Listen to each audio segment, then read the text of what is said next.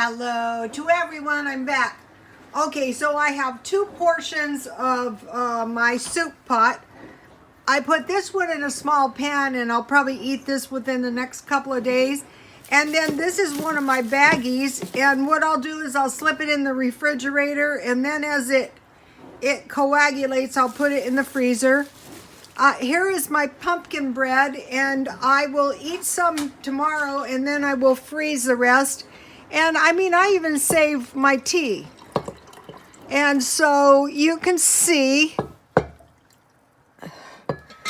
I have quite a bit of food left for tomorrow or the next day whenever I get around to eating it. So I want to encourage you, save all your leftovers. If I don't want to eat this within the next couple of days, I can freeze it all. And then, you know, just like today I got my sausage bake out. That was good. I'm glad I had it. So, okay, guys, God bless you all.